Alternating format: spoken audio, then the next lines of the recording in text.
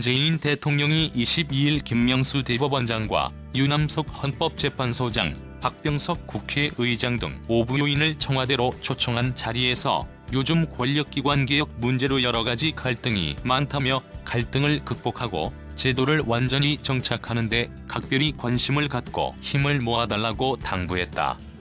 문 대통령은 헌법 정신에 입각한 견제와 균형의 민주주의를 성숙하게 발전시킬 좋은 계기라며 당장은 그로 인한 갈등이 있으나 이를 완전한 제도로 정착시키고 발전시켜야 하는 과제가 남아있다고 강조했다. 하지만 이 같은 만남의 시기가 부적절했다는 비판이 나왔다. 이날 오후 서울행정법원에서는 헌정사상 초유의 현직 검찰총장의 정직 2개월 징계 처분에 따른 집행정지 신청 사건 관련 신문이 열렸다. 윤 총장 징계안을 제거한 당사자인 문 대통령이 법원의 수장인 김명수 대법원장에게 모종의 영향력을 행사하려는 모습으로 비칠 수 있기 때문이다.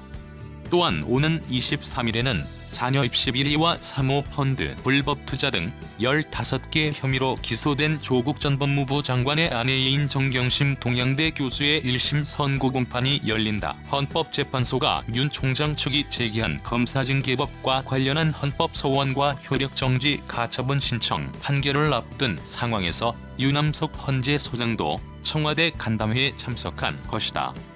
헌법재판소도 가처분 판결 예정 당초 이날 간담회는 우한 코로나 사태 극복 방안 등 국정 현안을 논의하기 위해 마련된 자리였다. 이런 자리에서 문 대통령은 주제와는 거리가 먼 권력기관 개혁을 굳이 화두로 꺼낸 셈이다.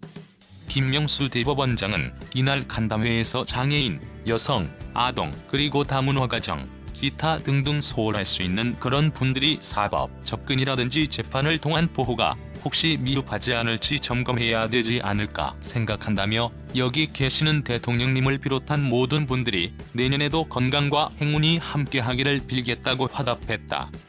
문 대통령이 5부 요인을 한자리에 초청한 것은 지난 5월 문희상 국회의장 퇴임 기념 만찬 이후 7개월 만이다. 야권에서는 삼권 분립 체제 아래서 중요한 재판을 앞두고 대통령이 대법원장 등을 청와대로 불러 특정 주제에 관해 당부한 것은 부적절하다는 지적이 나왔다. 박민식 법관윤리강령 위배될 소지 만화검사 출신의 박민식 전 국민의힘 의원은 이날 페이스북에서 윤석열 총장의 재판 당일 문 대통령이 김 대법원장을 만난 것은 대단히 부적절할 뿐 아니라 법관윤리강령에 위배될 소지가 많다고 지적했다. 법관윤리강령 제3조 1항은 법관은 공정성을 의심받을 행동을 하지 아니해야 한다. 제4조 4항은 법관은 소송관계인을 법정 이외의 장소에서 면담하거나 접촉하지 아니해야 한다. 제5조 2항은 법관은 다른 법관의 재판에 영향을 미치는 행동을 하지 않아야 한다고 명시했다.